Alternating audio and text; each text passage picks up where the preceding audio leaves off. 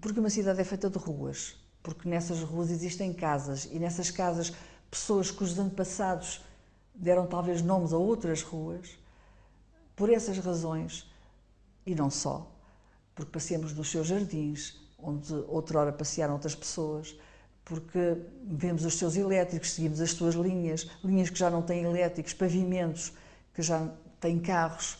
passeios ocupados por eles. Enfim, Lisboa, é dessa cidade que se trata, não é só uma linda, maravilhosa luz e um património riquíssimo, mas para conhecer Lisboa, para gostar dela, é preciso conhecê-la profundamente. Nesta zona da cidade, que é um pouco desprovida de espaços verdes, renasceu em 92 um magnífico exemplar, que era uma casa de campo, era uma quinta nos arredores de Lisboa, que foi construída, terá sido construída pela Viscondesa da Regaleira por volta de 1849. A decoração é feita pelos três irmãos Bordal Pinheiro. Tem uma paisagem exterior, um jardim que reflete toda a inspiração romântica. Também damos importância às efemérides, às nossas procissões, às nossas festas populares e também às histórias de vida. Portanto, nós queremos que a memória futura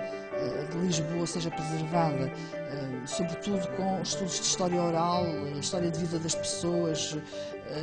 os documentos que nos permitam ou que permitirão futuramente que isto continue a ser o Gabinete de Estudos Alice Penellos.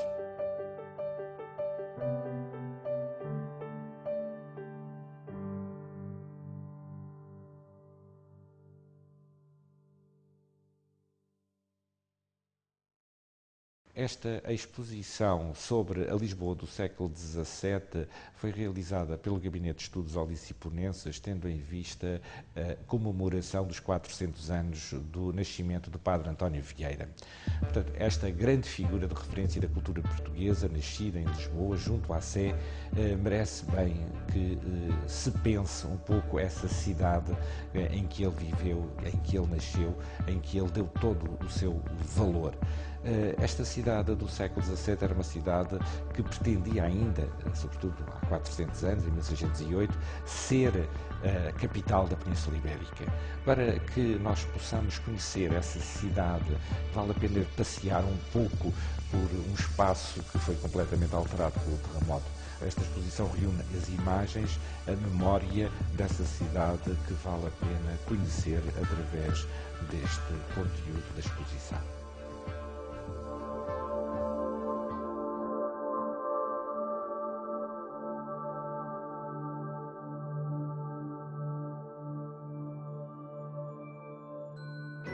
Lisboa teve uma grande relevância na vida do Padre António Vieira, não apenas porque nela nasceu, mas acima de tudo porque aí exerceu a parte mais substancial da influência que teve no seu tempo, que corresponde a quase todo o século XVII. A Rua dos Cónegos, onde nasceu António Vieira, desapareceu na sequência do terremoto de 1755, mas sabemos que ficava entre as atuais Rua das Pedras Negras, a sul, e Rua do Correio Velho, a ocidente. A Lisboa vieirina fez parte da utopia do Quinto Império, com que o eloquente jesuíta sonhou, como atesta, entre outras expressões, a que utilizou para referir que a cabeça deste império temporal há de ser Lisboa e os reis de Portugal, os imperadores supremos, e que neste tempo há de florescer universalmente a justiça, inocência e santidade em todos os estados.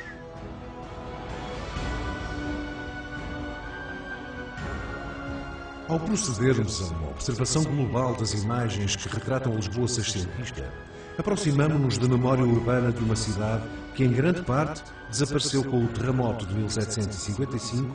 mas que ficou refletida na sua iconografia em certos momentos.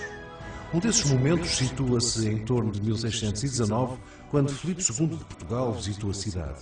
Foi então que Domingos Vieira Serrão concebeu uma representação da cidade que foi passada à gravura e integrada em 1622 no livro em que João Batista Lavanha narrou aquela famosa viagem.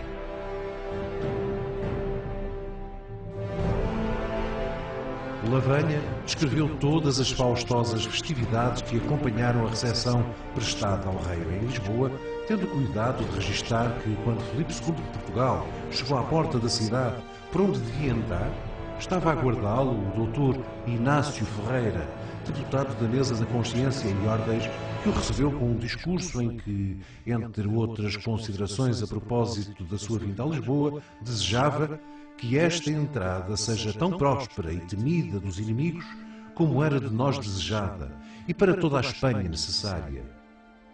O sonho de Lisboa como capital hispânica, manifestada desde 1608, foi-se desvanecendo depois da visita de 1619, enquanto ia crescendo o descontentamento dos portugueses para com a dinastia filipina, o que conduziu, em 1640, ao triunfo do golpe secessionista da Restauração. O processo aberto com a aclamação de Dom João IV permitiu a Lisboa reassumir a preponderância perdida havia 60 anos,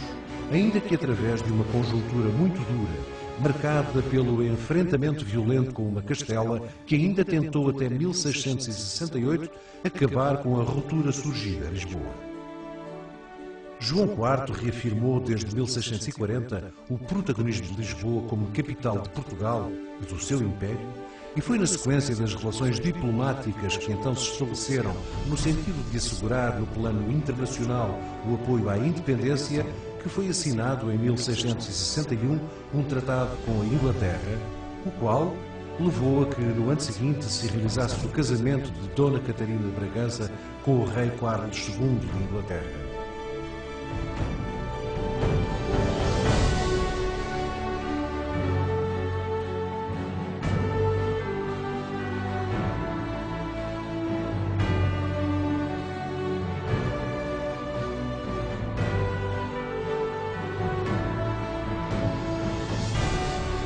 Um discurso em torno do sentido das imagens permite-nos compreender o teor das vistas seletas de Lisboa, retratados em telas a óleo, as quais, tal como as gravuras, estão centradas nos pontos fortes da cidade, situados no Terreiro de Paço e nas cerimónias que aí se realizavam, tal como em cenas da vida cotidiana que nele palpitavam.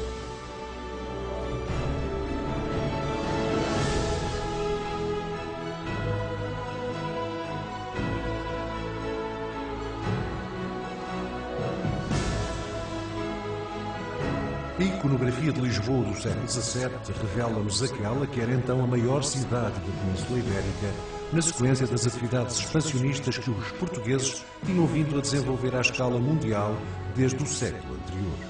40 anos depois da Panorâmica de Lisboa, gravada em 1622 na obra de Lavanha, surgiu a que Dirkstop criou em 1662 e que influenciou decisivamente o abastecimento de outras imagens semelhantes.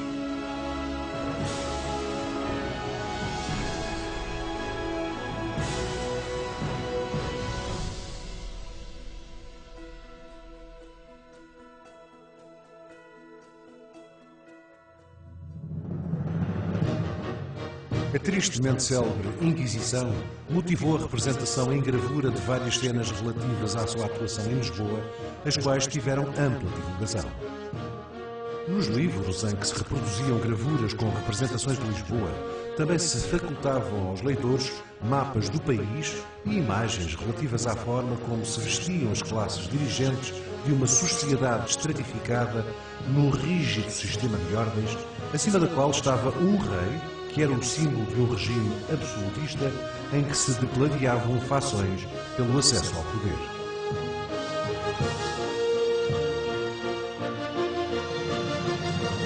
A representação de Lisboa reveste-se de grande beleza e rigor nos desenhos aguarelados por Pier Maria Baldi, que acompanham o relato oficial da viagem de Cosme de Médicis a Espanha e Portugal, que se encontram em Florença, na Biblioteca Laurentina.